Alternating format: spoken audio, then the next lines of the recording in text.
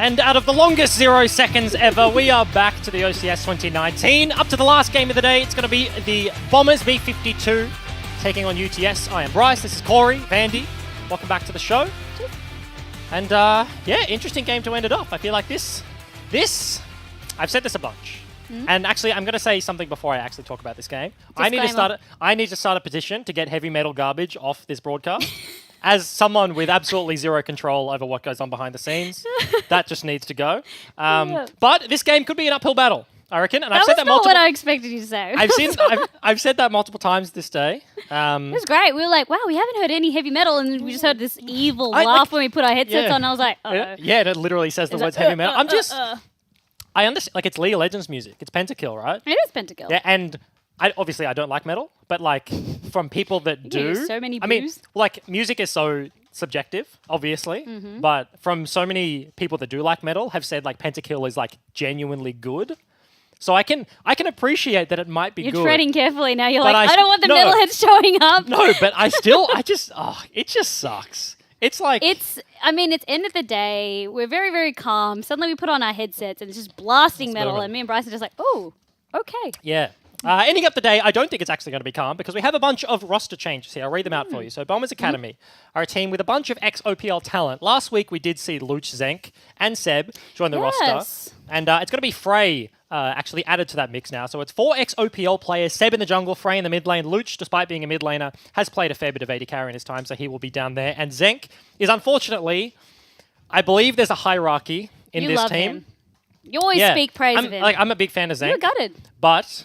No, I mean, he's still playing, but he's definitely the beta wolf in this team. I'm just going to come out and say it because he's just been put back on support. Luch comes in, Frey comes in, takes Luch's mid lane. Luch goes to AD carry, and then Zenk's like, hey guys, I play AD carry, but he has to play support. So it's finding their groove as a team, and I said to you, I was like, UTS, I know they can pull off a win. They had a rough week, but when I was watching the games, like it always still felt close. Even what we saw with Order and Mammoth, you're like, they shouldn't be this far behind, but it was just small mistakes, kept adding up time and time again. Yeah, because that's the thing, right? Like, they have some very good performances. I think Hyper on the Silas last week performed very well. Great. They have an interesting change coming in. It's not going to be Cadence, actually man in the AD carry position. It's actually going to be Iano of ex-AV Academy, who then got replaced by Styled. So there's a little bit of stuff going on this game. It comes with the experience, though. Yeah, so like once again, like we don't know the reasons for these changes, like how permanent they are, that sort of stuff. Like not too sure behind the scenes what's going on, but he's individually had a bunch of success. I know you're familiar with Frolic, the support for UTS, and of course you are a UTS fan. I am too. See him streaming, see him in solo queues. So you'll see me with my UTS hoodie if I can find it. That's what Max said about his. I don't know whether it was UQ or QT, so he's gonna hate it. But I just don't. You're like I just don't remember which one it is. Sweat. But yeah, it should be interesting. A bunch of changes. What did you go to? ANU. That was a bunch of comps. Okay. There we go. That's the one. I wonder what those comps were. It was very fast. It's subliminal messages. There was a Morgana support, and that's literally all I saw. I don't know. Well, I guess we'll see. But we are into Champ Select, and interesting blue side penalty. So Bombers, maybe with the old switcheroo of the roster, 3 of their players actually changed roles. Late roster lock in. That's a 0 banner. Something that we can take as well, we saw in that last game with Avant making micro changes to the roster. It seems like they really did find their groove now. I wonder if it's going to hold the same for UTS because there's been a lot of chop and change. I feel like roster change, they either take 1 or 2 weeks or, you know, when you've had that time to practice, it's like, oh, we just gel. Yeah. It's always a bit of that gamble. I mean, I think that's the best way to put it. It is a gamble because you just don't know. Like, there have been roster changes in the past that have gone very poorly for like no good reason, looking outwards in. You can add you can upgrade a player, and that's just like the super team effect, right? Like we're not necessarily talking about that extreme in this case, but like you look at super teams and how they've failed in the past. It's not just caliber of player that really matters. So there are a bunch of different like categories, reasons that go into swapping things out. Once again, we don't actually have the full story, so it is kind of interesting. Actually, yeah, Cadence. Okay, Cadence is in the mid lane. If that's correct, that's opposite. That surprises me. Well, no. He was the AD carry. So Iano's coming as playing AD carry. Fuzzy Zola was their ex-mid laner. And Fuzzy's out for tonight. Fuzzy's out. Fuzzy's been replaced by Cadence. Okay. All right, this is... So Fuzzy played the Akali, the Corki. Cadence, we know he played Kai'Sa Draven. Okay, but wanting to see what he can do in this mid lane. Yeah. Ban's coming out now. It's going to be a bit slower than normal because we do have the 3 ban loss. That's fine. That's the worst thing about losing bans, I think. You just have to watch it It's slowly just the whittle away. the depressing 30 seconds. We don't have the technology yet. We need to get the technology. It's all right. The no ban. It's in solo queue. Hasn't quite made its way to tournament realm. It'll happen. It'll But happen. maybe one day. 3rd ban is available, but it does Okay. change things, right? So There's no first pick Morgana. Rise, no Galio. Silas, Rise and Silas, yeah. Nautilus, We Sona haven't Taric. seen any Nautilus still. Very hard to pick Sona Taric on blue side when you can't lock them away, but that would be a pick that makes a lot of sense. The Silas. And So then just kind of super standard it's stuff. not giving away anything as well for the composition. Yeah. And he's so on meta. He's been picked up every single time. But like I said, I'm going to go back tonight and just literally see the win rate. Because it's been blue side, blue side, blue side, I'm pretty sure. Oh, for Silas? For Silas, Well, no, we were actually at a certain point we were saying the red side was winning every game, and we Yeah. were just completely wrong. Because blue side won 100%. second game. It was Gravitas versus Legacy. I just want to see. I just And feel like Legacy didn't Silas is the champ, great. But I feel like he's just struggled in terms of the teams. It's just, like, the reason Silas is good, like, outside of just being a champion, but in terms of, like, draft resources, we don't get much time to speak about it, but, like, given that this is fairly slow, he fits the mold for every single thing you want in a first pick. He's just so flexible. Like, he's obviously strong. He has to be pickable as a champion. But, like, he's just flexible. Like, you don't show anything, really. Like, he doesn't tunnel You're your not giving comp away into your cards. anything. Like, you can play him mid, you can play him top, you can put him kind of anywhere. And, like, he just kind of fits the mold for, like, what you want to do, showing the least and giving yourself the most options. So, Look at the Makes pick sense. priority over here. The Rakan, Zaya. is this just going to be a This is Sejuani 3 for lock-in? 3.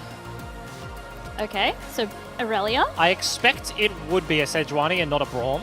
If it's a Braum, I will be very curious. Into the Rakan again. We just saw that one play out.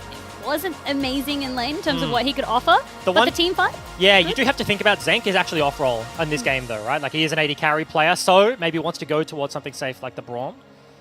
But yeah, I'm interested. Like, you pick the Silas and then you show your hand with the Aurelia immediately. I was expecting maybe you pair it with a Sejuani. Works very well with both those guys, but not going to be the case here for B52.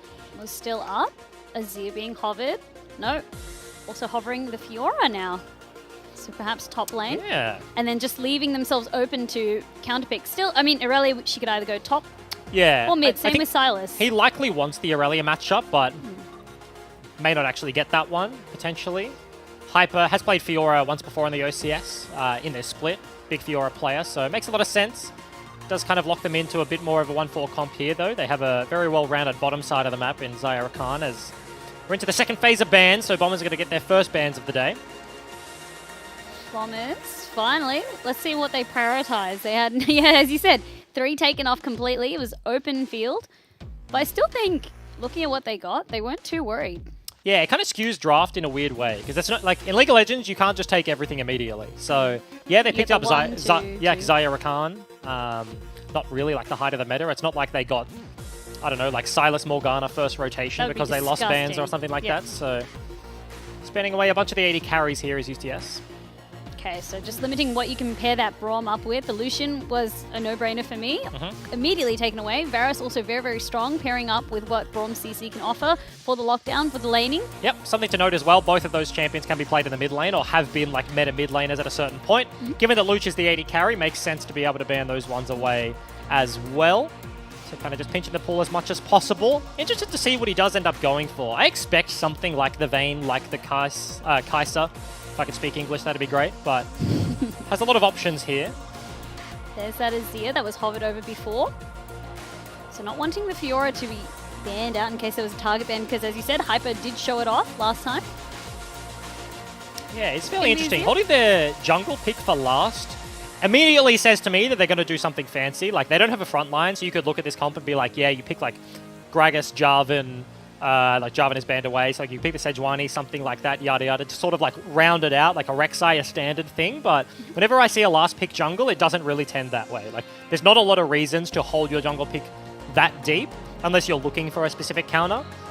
So the option is there. They don't necessarily have to use it, but Ezreal, Yeah. very, very safe. it's an 80 carry I definitely blanked on. That makes infinite sense, paired away with a Braum, especially into Zaya Rakan.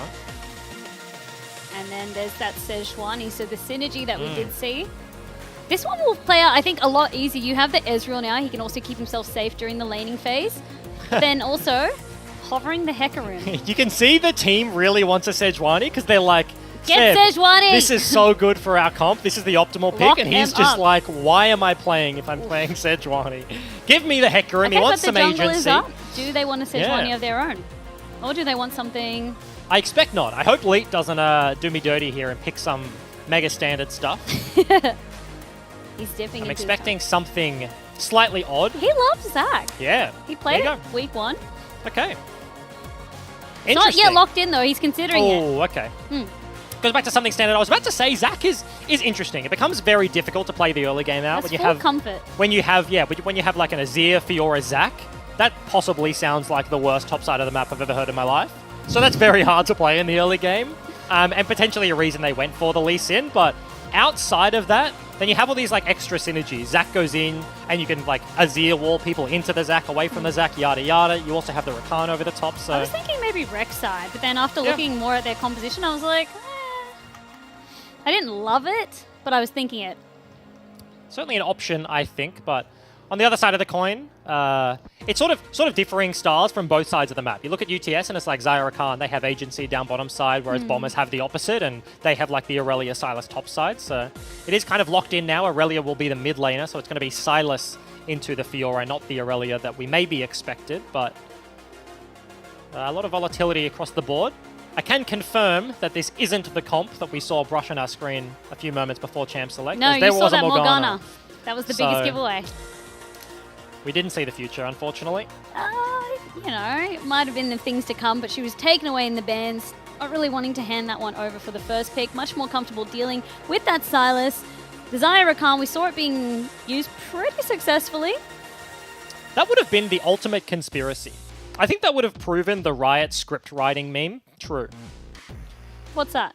If the Morgana like existed, if we saw the comp before the comp Oh, existed. right, yeah. No, that Then- was just like graphics being updated, and then there's some- someone keyed the wrong button. Well, I mean, hey, you called him out, not me. But I was just talking about the magic behind the scenes. But yeah, like we could The have been. scripts. Yeah, it could have been the scripts. All right, but- sorry, take it back. It's Yeah. scripts. I thought you were really going in on some tinfoil stuff. I was like, is this like a Reddit thread down the rabbit hole? No, no. Oh it's man, you had me No, worried for a moment. I was like, just should I blaming know production. about It's this? fine. Oh, I love production. They know this. They're going That's to cut right. my mic right now. Yeah, potentially. But no, we are. Oh, okay. Oh, We've wow, been yeah. cut. Yeah, we've been cut. We got I cut. don't know why I got cut. I didn't deserve anything. They pressed your button too. But we are onto the Rift for the last game of the day. We've seen some interesting ones. We've seen some stomps. We've seen some fiestas. All right, And, so I get to be the bias, okay? Okay, for On both UTS. of these teams. All right, I'll be Bombers bias. Yeah, you'd be Bombers bias. All right, hell yeah, Bombers. Up the Bombers. B52. Hashtag take flight. I remember you What's your going hashtag? on hashtag UTS for life. I don't know. Put me on the spot there. That's the most pathetic hashtag I've ever heard. Excuse me, what was yours again? Oh, take flight. Bombers take flight. See, mine actually exists, so... Yeah, so you just copy pasted. Yeah, genuinely. Of course. I should do UTS hashtag UTS blessed or something. Yeah, That's it's a one- real way it's to one of those, hashtag. I don't know, hashtag like those uni pages, like UTS confessions. I bet that's a banger. Yeah, it actually is. I love Yeah. those. I loved reading those back in uni. You know what my absolute least favorite thing about competitive League of Legends is? Do I It's get a super hint? specific. Do I get a hint? No.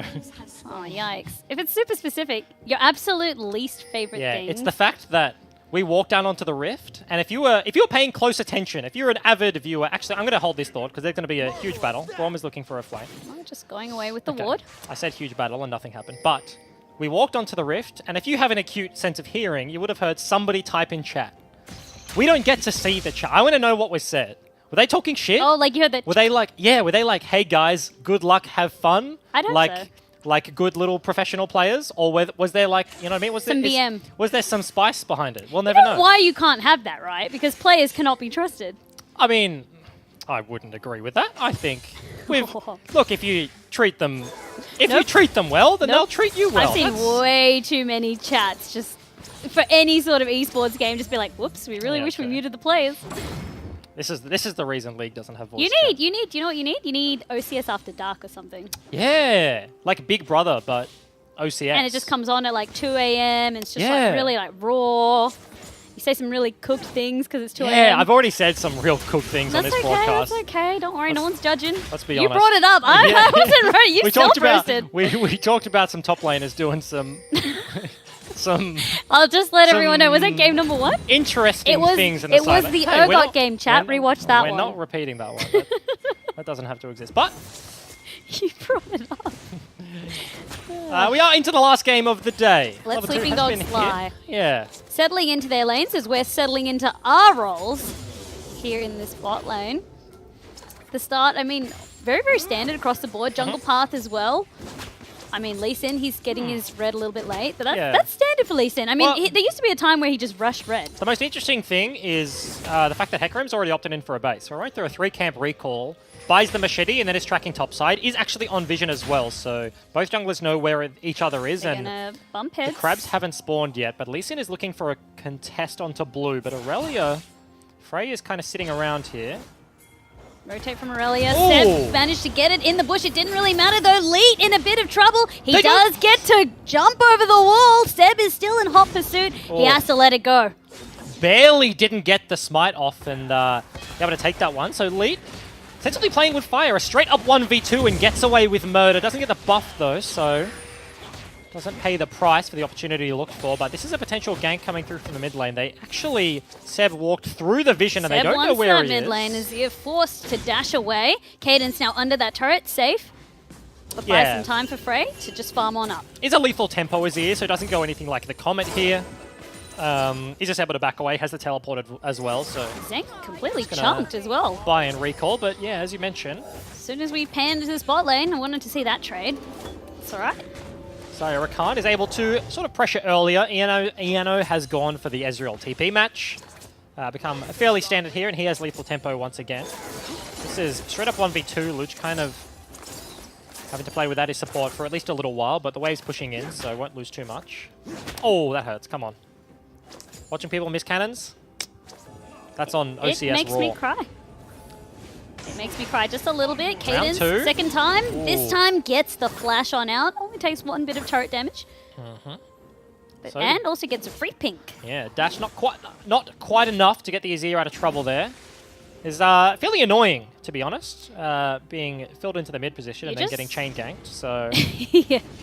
I mean, he is the one pushed up. I mean, you actually can get that kill, but it's really annoying with his ear. You have to literally just stand between him and his dash. That's the only way you can interrupt it, because like a champ blocking it will stop it, but like, you're not fast enough. So it's just, I'm just chasing behind him. there's no real like outplay potential No. for a Hecarim because like you don't have the flash. Yeah. There's champions or like any other champion, Just I guess, in the game. slowly showing what you're doing. Yeah, you can like flash in between and you can sort of deny that one, but this is a big play coming out of Zenk, looking for He's happy. something. Teleport That's, coming across. He's perhaps overcommitting a little bit too much ignite across onto him. He's dead? healing on up. He's not dead. Iano is now finally getting collapsed upon. That's first blood. Calculated. And Zenk with the biggest bait of all time. Leet was actually doing the Infernal Dragon and cancels. This man's a genius. Turns it around and the TP is there from the Xayah, but they get the first blood. Baits him in. Plays him very, very well. Ignite wasn't enough. Pop the potion, was praying, I think. This is why I picked Bombers to be my team. How dare you? This is why. We just want to give you some easy, kills while we can. Yeah, okay, fair enough. Shaw's actually gone for a bit of an adventure here. He's going to help his mid laner push this one out, but TP towards bot side. Didn't find action in the play, so has to go for the long trek towards top lane, which kind of sucks. This is a baller move. I think he's ward hopped to that pink ward to get around the vision of that Scuttle Crab, but he's not going to be spotted at. Is Frolic going to ruin the play here? Is he going to walk straight through? He is. So now they know what's going on, but nobody on the map means that no one from Be able Bombers to is take able to it out. contest this one. Smite also back on up. He used it early to try and get the damage. And they do get that Infernal. Very, very sneakily. Yeah, very risky play in all honesty. If anybody walks over, then he would have had to cancel that one, but timed very well. Looked for it early. The fight in the bottom lane kind of dissuaded the first attempt, but second time is a charm here as the recalls come out from Bombers, so free Infernal Drake for once again a comp with a lot of damage threats. We haven't seen too many of the like on top, let's play tank, let's play front to back today. It's been a lot of the Fiora, it's been a lot of the Silas, that sort of stuff on the top side, so Very aggressive. yeah, a lot of damage. Seb 2-level waiting lead. for lead. He just jumps onto him. Lead forced to use the ward. Oh. The ultimate was there to follow. Level 6 versus level 4. And this is partially the problem of doing those dragons. Seb's just been farming his camps, killing camps, and getting XP when you spent 2 long attempts at taking that one down. He took your entire top side jungle and has his entire bot side jungle up and available with Frey contesting the blue buff. So Bombers really have monopoly on jungle camps this game, and Leet, yes, he got an Infernal, but it cost him 2 levels, so super rough individually. Also perhaps a blue. Scuttle being taken first, then you can just bet that he's going to be checking in over there. Hyperforce to use the parry, and he goes even with Shaw. Not able to actually proc the Vitals there, so he didn't get the healing from his ultimate. Feels slightly bad here, but just looking to dissuade the pressure that Shaw was looking to push out on this one. Feels like just battle of the sustain up top. I mean, Fiora, she doesn't really have the sustain. It's more just mitigation, pure mitigation. Yeah. Time it right. Silas's damage is kind of broadcast more than anything else, so the riposte isn't the hardest one to hit in this matchup, and depending on the Vitals you get, just kind of trading blow for blow. As I kind of mentioned, the blue buff was being postured around by Frey before, as you did as well, but the bottom lane of Bombers just walk up. They place that piece of vision just in the pit, so I'm not sure if Leet thinks the blue buff is actually down and like not available right now, but if he goes towards it, there's just constant priority in the mid lane, constant priority in the bottom lane, and Bombers ultimately do have control over that area if they choose to act on it. He's slowly catching on up. After that really rough start where he's like, okay, I really do need to start taking some camps now because of level difference. But with those wards, I think he feels relatively safe to do so. The check is there from the bottom lane as well, so Frolic and Iano just showing the jungler somewhat. This is Lee Sin pathing straight towards bottom side. Actually going to go into the Gromp in between Vision. So this is fairly sneaky play. You do have to commend Lead on being able to dodge around Vision. UTS, despite him being 2 levels down, he has been able to dodge through Vision very well this game. Got himself onto that Gromp, got himself onto the Dragon without anybody else knowing. Finally now triggers a ward. The pings are coming across. Immediate response from Frey, leaving his lane. Hecarim is slowly walking to the play as well. Can he make it in time? Smite is there, so blue buff is going to be secured. That's it. Seb, just concedes that one, barely. But the worst thing is it doesn't go to Azir. Like, Leet has to take it then and now, or he's not going to get it at all. So he makes the right play. He just takes it down.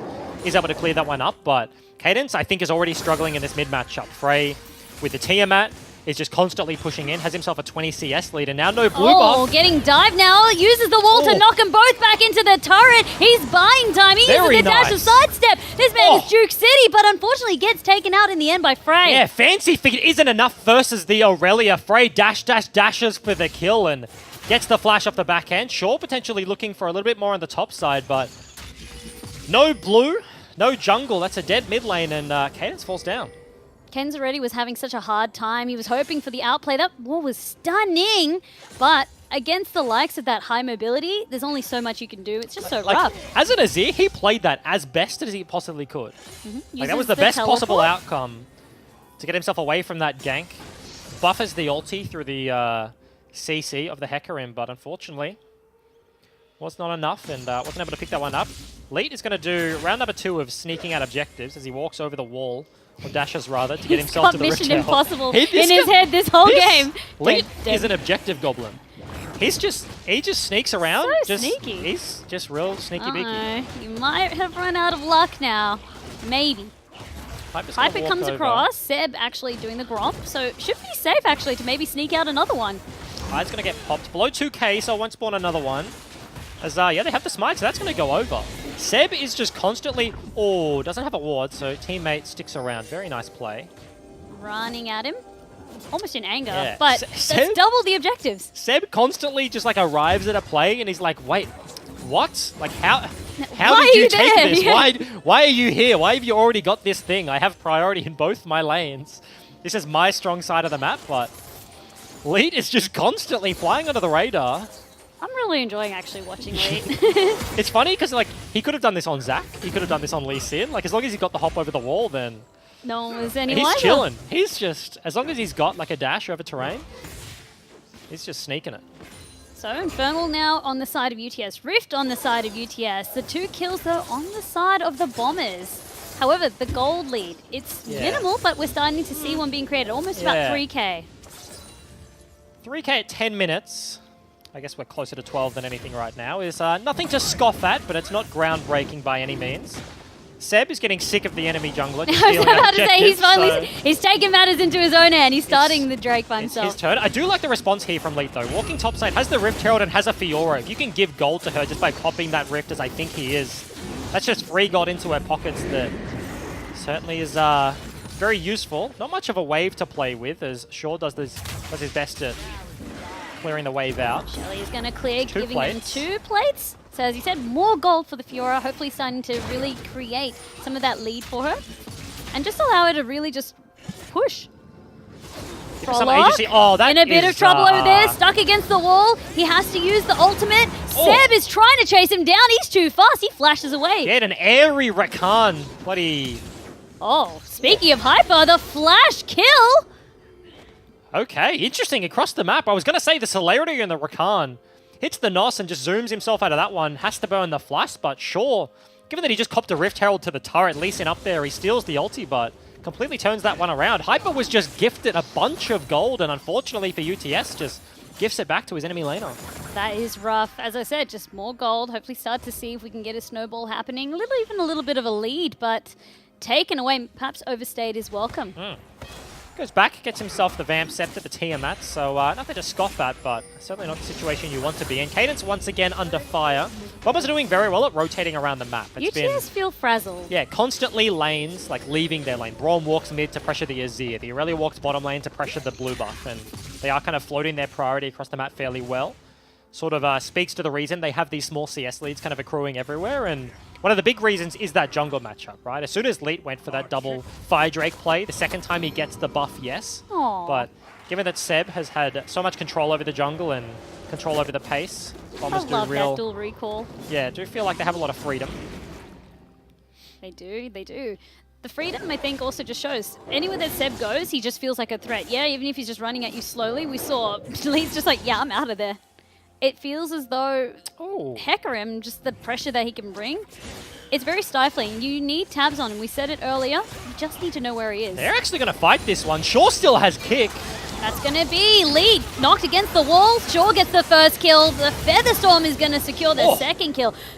And drops on down. Yeah. Aurelia did so much damage. I literally blinked. And he's just got one hit. And a 4 versus 3. The 1-for-1 is there. The turret on the other side of the map is matched here. Luch is going to take that one off as Braum's actually going to start up the blue buff. So similar things happening across the map. They deal with the most of this wave. Frolic's actually going in though. Frolic gets the charm. It's going to be 3v1. They need a little bit more damage. The shutdown comes across. Yeah, and just way too greedy here from the Bombers. Just one by one walking into multiple members of UTS. That's 2 kills back to back. Yes, they do trade for something on the other side. Lee Sin will probably be able to defend this turret if he plays it well, but misses the Q. Yeah. It's a bit rough. As soon as he misses that, maybe he doesn't defend the turret. Can you please stop jinxing my team? That's, and he's dead. Yep. Thanks to you. This is all your fault. Didn't have to burn the Ignite either, so... That's rough. Bit of reserve there from the bottom lane of Bombers, and certainly coming up clutch. 2-for-1 turret trade, given the 2-for-1 kill trade, kind of evens out somewhat, but Bombers' gold lead is now sitting at about 5,000. It's just growing from here on out. Feels like the draft, the plan that UTS had, it's just not working out for them. Cadence got really shut down in that mid lane. You can see Aurelia Frey got to do whatever he wanted to. Also same, I mean, we do see Leet sneaking around, but he doesn't have the same map presence. That's why he had to sneak around from Seb. Like, this might be a harsh criticism, but like they picked Zac, right? They picked a Lee Sin and then they soloed out a bunch of objectives and didn't look for ganks and didn't look for early map pressure. I feel like they got to a certain point in the draft and looked at it and were like, okay, we need something to bolster our early game. We have a Fiora, we have an Azir. Xayah Rakan are fairly self-sufficient, but like, obviously the bottom lane from Bombers, Luch and Zenk have been doing a very good job at stabilizing that, and then they picked the Lee Sin, hoping that he could get them through the early game. There we go. A bit of an engage now coming out from Frolic. He does manage to get the knock-up, but not enough commit coming out from the team. Yeah, but unfortunately, right, like they haven't been able to get things working early. They haven't really looked for all that much, and Seb has just been so much more active in forcing, so does look to be Bombers have had all of the control in the early game and certainly utilizing it right now. Frolic got the ward as well, dashed away to safety, so at least denying a little bit of vision. Luch in that top lane, he has the blue buff, and he'll be clearing that one out, just really adding to the farm that he has, starting to really break away. Got himself another turret, so that's solo turret gold. 2 apiece there. I believe he got the bottom one as well. So 2 kills, actually Triforce as well. Looks at the enemy team and goes, I'm enormous. I don't need a Frozen Fist. Wants that straight up extra damage, and certainly is going to be putting out quite a lot. Hextech means he's going to go for the Gunblade build as well, so we might just see a Sork Boots purchase from the Ezreal. A couple of free hits on mid, but as soon as they spot Frey, know it's time to back away. Next Dragon is going to be up in just a few seconds. Looks like Bombers have complete control of that, and it's actually an Infernal. That's exactly what you want to see if you're the side of Bombers. They did get that first Drake, which was Cloud. Infernal already was taken by Leaf that we saw when we were doing Operation Stealth, so it will just be one apiece. But you don't want to be having to give that one up for free on the side of UTS. And I'd be interested if Mr. Observer could toggle the goal. I want to see the lead in the AD carry position, because Luch is enormous. He's got a Triforce. Yeah, he's got a 300 gold bounty, obviously, but he's finished like 2.5 items. Xayah has upgraded boots, yes, but is just sitting on... well. Yes, just sitting on the Essence Reaver. So I feel like the disparity, especially now that the Muramana just ticks over with that last Q, the Ezreal is just monumental, let alone the lead in the mid lane. That's a 50 CS lead or 40-ish for the Aurelia. Silas sure has been doing work at the top side, so... It does just feel like right now Bombers have control of the map, and they have control in almost every single role. UTS, we spoke about the gamble. It feels as though it just has not paid off. They haven't yet settled into what they want their roster to be. And it's no fault of their own, but that right there from Yano! The Frolic is trying to peel for him, but he's actually going to lose his life in the process. Yeah, Braum once again the bane for Rakan in teamfights. The passive is there. Luch with a monstrous play, almost 1v2s that situation. Frolic has to die to try and counteract it. And there's no way Yano expected that. Yeah, the Featherstorm just came as a surprise. And Frolic also having to try and commit. There was also no vision over the wall. So like he read the play and calculated where the Xayah would be, started channeling, dashes over, gets the commit, and takes out a bunch of damage. Very nicely timed Featherstorm barely means that the Xayah does live, but Luch with a huge play, and that's going to mean a mid turret is going to fall down, and Frey's whacking away at top. What was once a 3k gold lead is now snowballing. It's going to be a 7k gold lead. And so UTS needs to get a grip onto this and really try to minimize their losses, but it's so difficult. I keep seeing, I mean, Leet, his jungle, constantly being denied. So much vision from the top side. Yeah. And I feel tough. like it's something to think about from like a League of Legends perspective on like a broader picture. Like this game is a good example of it, but we've seen it a bunch over the course of the day, right? The team that falls behind falls very behind very quickly. And it's not a glorious answer, but like the reason is you don't trade.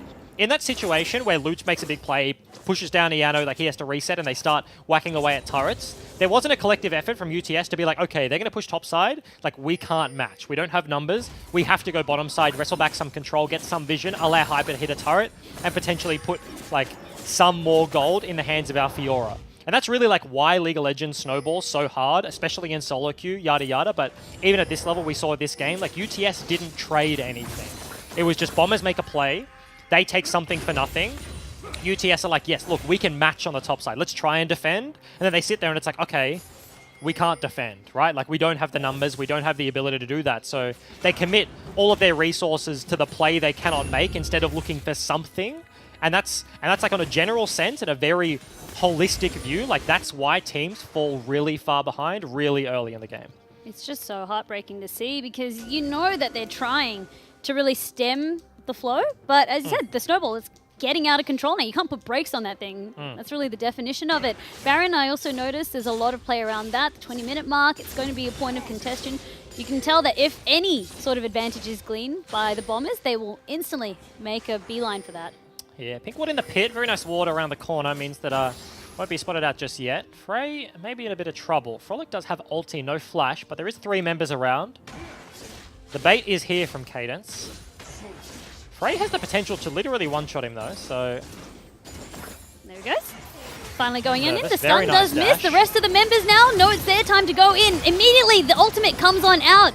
Frey forced to use the stopwatch. Seb is there. Luch is here. Dodges the ultimate. Frey flashes on back. Cadence is swapped in the trade. Now we have Braum over here. Lead is running for his life. He's going to be the next one collected. Frolic is trying to live. Yano, he's saying, if you can dash to me, do it. But that's a double kill. And then out of absolutely nowhere, the Bombers come flying in from all directions, one by one from the enemy jungle. That's going to be Baron turned straight into their eyes, and 3 kills off a play that was set up by UTS. That was a good gank setup. They had the vision, they were looking for the play, but could not find it. Bombers with the rotation and an easy cleanup. Frey stalled for just enough time. And it was really that pocket watch right there. UTS, the play! It looked like it was going to happen, and as I said, Baron will be taken with ease by the Bombers. and it's just going to get rockier and bumpier from this point onwards. 22 minutes, Baron on all 5 members and a 10,000 gold lead here for the Bombers. This is honestly monumental lead here for the blue side. Hyper has an advantage in his lane, right? He's got himself a 15 CS lead. Is eventually going to be that late game Fiora, but really just doesn't have the time to set it up. He's been ever so slowly looking to chip away at that bot turret, but given how quickly the other side of the map is just evolving here, that's a multiple kills, it's a triple, and the Baron gone over. He really doesn't have the space to play with. Leet just picking up what remnants of his jungle he can quickly, but again, the wards, they're starting to encroach on the space that UTS now owns. Really, the safety that they have is getting smaller and smaller. The turrets have all been taken by Bombers, and that's another Drake going to go over to them as well. Yep. Another garbage air dragon for a Hecarim team, so they're just going to be able to pick that one up. Luch is soloing that out. Does have the TP. Poor garbage dragon. Yeah, he's a garbage dragon. He's going to go back and build himself... Sorry, the Ludens. Yeah, so still just sitting on the Hex Tech. And we'll TP back on the map. Just kind of a cheeky buy there. Has a 700 gold shutdown and played a corky game last week in the mid lane. This time... Frolic again, looking for the pick onto Seb. Seb, he's not yet going to use the ultimate. Instead, they turn their attention, forcing out the ultimate from Zeng to keep him at bay. Yeah, but that is a big engage tool out of Frolic, right? The Rakan ulti has been burnt. The Grand Entrance won't be there, so... Now Bombers are going to set up. They will have the Baron, and the biggest engage tool out of UTS won't be available. Zeng did lose one of his own, so it wasn't a one-for-nothing trade, but very hard to defend the turrets. They do have the range of the Azir. Cadence is dealing with this top side as best as possible, but time is ticking. It's going to be another turret destroyed, so Baron advantage is starting to really add on up for the Bombers. Rakan ulti taken here for sure. If he gets onto the back line, it's an extra layer of CC over the top. Bombers take one sniff of mid lane and say all 5 members on one screen is not what we want to go for, and immediately put members elsewhere on the map. It's tough pushing into Nazir, but he also has Cadence. He has his work cut out for him because of the Baron enhanced minions. Because honestly, the Azir does more damage to champions than he does the magic, like the Baron creeps. If you sit there and you whack away and you hit the Ezreal, like he will take significant damage, but looking at him try and wave clear like a cannon wave with Baron buff is fairly rough, so Bombers certainly do still have to respect him. This is a topside pressure. I want to see Seb's move speed with the double-aired Drake. Something ridiculous, something fierce. Bit of trade happening. That mid turret is falling on down. A little bit more damage will knock it over. That's an open middle inhibitor. The rest of the members of Bombers regrouping, keeping the poke. Pressured at the top side. All 5 members now on the screen. Zeng's ulti is back up and Frolic is in a couple of seconds lead. Tries to bait on in, actually gets chunked for doing so. Azir turret is going to spawn. Frolic ultimate is now up and available, goes for the engage. They turn off their attention, they do get the pick onto shore, it's good. The Featherstorm coming out from Yano. They totally make Bombers back out. Yeah, flash still there for the Silas, but didn't choose to use it, so a single pick goes down. They lose both turrets, the real one and the Azir turret, but not the inhib critically, so maintain some control over their base. Bombers with their Baron aren't able to completely crack that one. And we'll just have to back away for the time being. Enough stall was there to mean that they could back on out. That was a good pick onto shore. Completely stopped the push. Bombers not willing to commit more resources, but they can now reset. They have plenty of gold from that push. Yeah, and speaking of the gold, right? Like we were talking about it earlier, this Ezreal lead has really only got bigger and bigger. It's now 2 items completed for the Xayah. 700 gold basically bounty. 4 here completed for the Ezreal, right? Like he's got the upgraded boots, is so close to completing his Hex Tech, because he is monstrously far ahead in this case. Baron buff has all but worn out here as Cadence is just trying to deal with the top side of the map. You just have a bit of that weird team fight as well. Like you just saw it right there, right? Leet, he tried to juke on in, but it really all comes down to Frolic leading the charge. Yeah, like Frolic is their main engage tool. This is a Hecarim with 170 CS and a Lee Sin with 100. So he's like 70 over his opponent. And you saw the instant chunk on Leet when he goes in for that like Lee Syndrome, Q forwards, W backwards, try and bait out a cooldown. There's not a lot of big cooldowns that are baitable in that Frolic fashion. wanting to try and make the play, but he gets absolutely deleted. And he's just gone. That is... he looked like for a moment he wanted to posture for more. But waiting for the rest of the members, that poke is what he's looking for.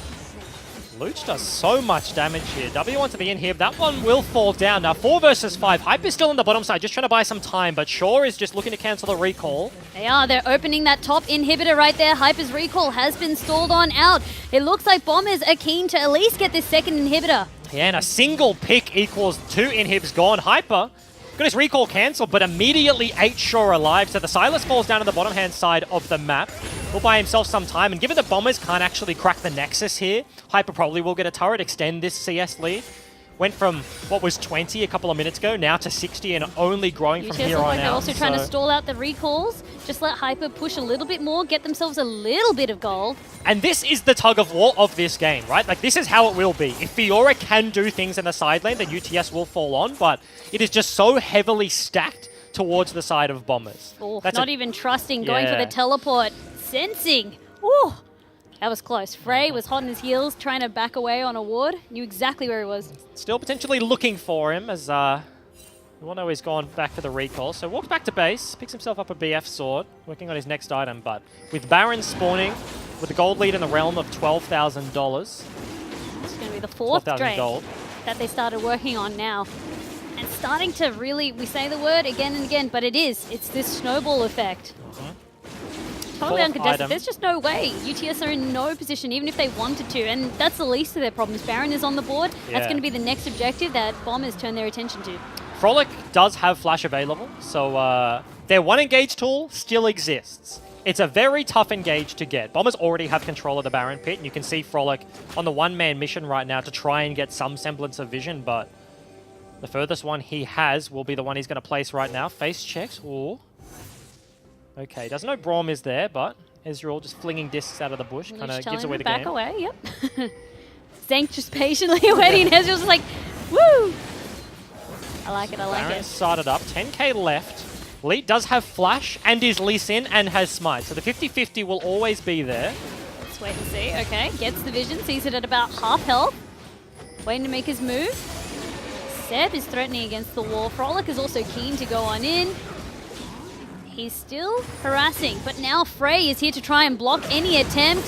Leet forced to back away as he gets stunned. The rest of the members are trying to get Frey, but he's 3v1ing! Someone stop him, he just got that double! And Ezreal ulti True Shot Barrage goes through both members almost immediately. One hits and Frey with the cleanup. That's just 2 picks almost immediately. The 2-man squadron trying to contest the Baron immediately die. For some reason, Luce just TPs to his own inhibitor instead of ending the game. Hyper was threatening, but I guess, nah, his hype is bloody dead, is what he was. is. I mean, so. Well, we had Shaw there as well, but you can't cancel it anymore. So he immediately saw it. He's like, oh, man. So now they don't have an AD carry to try and end this game. Shaw's going to TP in and substitute. You love to see it.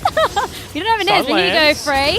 He's taking so much of the Nexus turrets. Oh, no. Actually forced to utilize the damage mitigation. First, Nexus turret is looking like it wants to go down. Seb taking a lot of damage. UTS are still holding on. Azir is doing so much damage, actually forcing them back away from the turrets. Luch wants to escort these minions in, but Bombers look like they need to reset. Yeah, Luch wants to escort the minions in because he didn't escort his team to bloody victory when he TP'd to bottom lane. That feels bad. So, they can't quite find the hits onto the Nexus that they need. As you mentioned, Cadence is enough to defend that one, so a little bit of a weird play. You can just tell that he just wished he could cancel. He's like spamming the button. He's like, please let me cancel you. That was an interesting one, but now they still do have the Baron, right? They just won the team fight, a couple of kills, broke open the base, and we're on to the Nexus. Now, the only inhib left standing is bottom side, and they're just 5 members straight up walking towards that objective. Frey starting on that one, escorting it in, waiting for the rest of the members to regroup with him.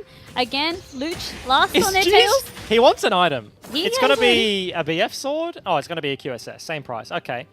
So, just chilling. Is it on the map for a solid 30 seconds? Rest of the members will use the Baron to make up their missing team member for now. Act like the 5th member. Escorting, starting to dish some damage out, knowing that eventually UTS will have to answer to the push. 14,000 gold lead probably makes up for an Ezreal, I reckon. So they definitely have worth the potential. Exactly this much gold. Yeah, so like I reckon a 4 versus 5 wouldn't be the worst thing to opt in for, but they have waited. The rip buff was just taken down. Hyper, nice riposte, but Forced to burn that cooldown. Two-shot barrage is not connected Gets with a kick. anyone. He does get the kick followed by the charm. Frey is also tanking the turret. Finally now the Guardian Angel is proc. The rest of the members of Cadence. UTS try to back on out. Cadence pushes them away. Oh. Unfortunately though, Frey with the reset, he's back and he wants vengeance. That surely is going to be game. The members of Bombers, they don't even wait. They're just getting some kills over here. Inhibitor has respawned. Minions are on the second Nexus turret. The rest of the members pushing on in and now working their way onto that Nexus. And that's going to be Bombers picking up this win versus UTS. And an incredibly one-sided game here for the Bombers. A couple of substitutions here and there. But that was a big gold lead. That was honestly a good fight out of UTS. Like, Lee gets the kick. They scoop into the Azir. Like, they have the Rakan follow-up engage. That was obviously communicated. That was obviously well taught there. And, like, they pulled that one off. But it's a 15,000 gold team fight. That's a little bit of a roughie. Maybe another case of a little bit too little, too late. And yeah, that's going to be the game. Bombers. Bombers, they played that one so well. The UTS, we know that they had maybe a bit of that gamble, as we said, roll of the dice. They changed up a couple of their roles that we've regularly seen people playing. But for UTS, like I said, their composition, it just felt weird. Like, unless they were fighting under the turrets, Cadence, he got so incredibly pushed in. He really couldn't unlock his potential as Azir until a lot later, but by then it felt too late. Yeah, and it's kind of interesting because, like, Bombers are now like a 2-2 team, but that doesn't look like a 2-2 team game. I feel like they're certainly up there with, like, the likes of Gravitas, Dire Cubs, who both progressed to, like, 4-0. This week, picking up their victories, right? This was a complete roster switch there in the second week, and now they're starting to pick up some steam. But we'll take a look at the results of the day. That was obviously the last one, but it started off with the Dire Cubs taking down UQ Union. As I just mentioned, Gravitas Academy took down Legacy Genesis. Both of these teams headed in 3-0. And unfortunately, Legacy with the team to receive the loss. So Chiefs round out with another victory over AV. Mprox take the W over QUT Tigers. Mammoth, the victory over Order. And as we just saw, Bombers in a complete whitewash take down UTS to end that day. And we'll bring up the schedule for next week. No, actually, we're going to take a look at the standings before we bring up the schedule for next week. Yes, so Dire Cubs Gravitas, definitely feeling good on top of the ladder. Absolutely. I mean, they actually had to work very hard for that win today. Almost didn't go their way. Followed up by the Chiefs. We've got the three-way tie. You've got Chiefs, Legacy, Mprox all together, as well as Mammoth rounding them out. Bombers and Avant. Finally, you start to see the rankings shaking on up. Yeah, certainly the case. The more weeks you head in, the more dissertation is between all of these teams. So yeah, as you mentioned, we have the 0-4, we have the 1-3 bracket, and then a bunch of these teams picking up wins here and there, rounding out the middle section. We will eventually take a look at the schedule for next week. It's going to be Chiefs Academy versus Gravitas to start that one off. That's actually going to be a pretty interesting game, I think. Spicy game. To start the day off. So UTS then take on Mammoth. Order versus UQ, both of these teams struggling to pick up a bunch of their wins so far. Rough start to the season. Dire Cubs take on AV Academy. Bombers versus Mprox, and then Legacy Genesis versus the Tigers to round out that day. But thank you for being here, Vandy. Woo. First time in the OCS this split. Thanks for joining us, guys. That was week number 4. I'm Bryce. Vandy, once again, we'll see you later.